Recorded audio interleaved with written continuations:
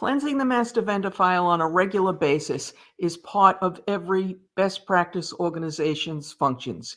Yet done incorrectly, it can create more problems than it solves. Stick around while I share 5 quick tips on how to make this tedious task more bearable. Stick around to the end when we discuss one of those tactics that is most frequently ignored to great detriment. Hi guys, I'm Mary Schaefer, founder of AP Now, the place where you go for all the latest business intelligence you need if you work in, manage, or have responsibility for the accounts payable function. Well, with that, let's dive right in.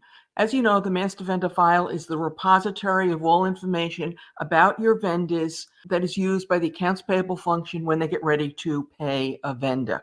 So let's talk about some practices when it comes to cleansing the master vendor file. By cleansing the master vendor file, we mean deactivating any vendor that you have not used in the last 12 to 14 months. Now, sometimes people say, well, why do we have to do that? Why can't we just leave it there?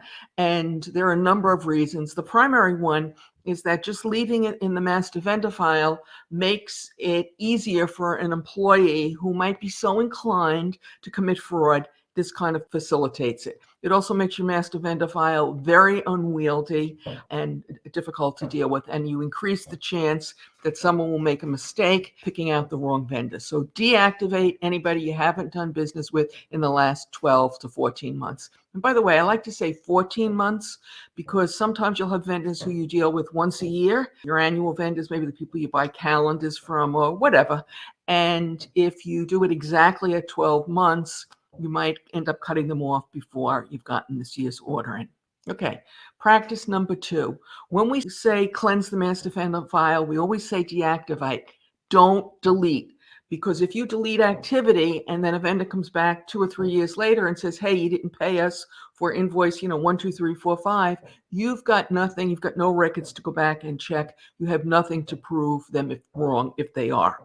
Okay, tactic number 3. If you're cleansing the master vendor file annually, which many people are, or heaven forbid, once every 2 years, consider moving it to quarterly. This way, what you do is you turn a tedious task into a less tedious task, and it becomes more a process rather than a special project. I know a number of companies are now even taking that one step further, and they're making it a monthly project so that their folks will cleanse just a small bit of the master vendor file once a month. And again, if you do it that way, you're only doing a little bit at a time instead of this massive, like, oh my God, I can't believe I've got to face that. All right.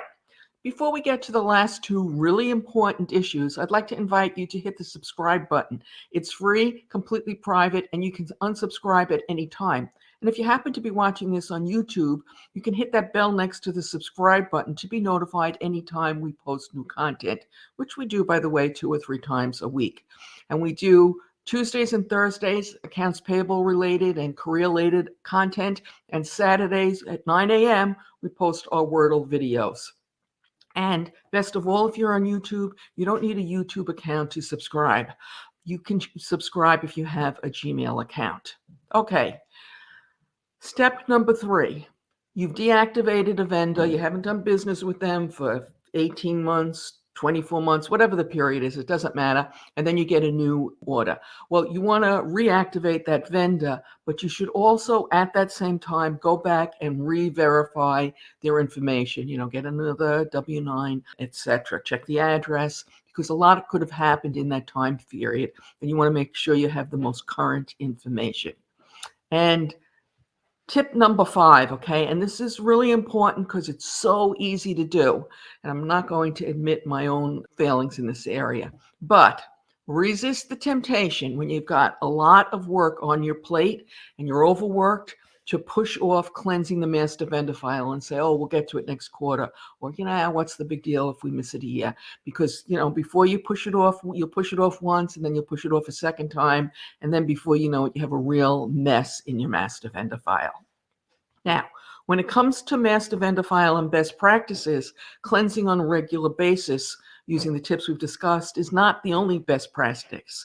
Eliminating duplicates is a really important step. And by the way, I don't know if you know this or not, but you can use Excel to help.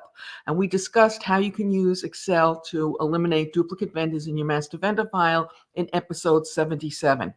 On YouTube, a link will appear to the left. And as always, we greatly appreciate those thumbs up, those comments, those shares, and those subscribes. So good luck.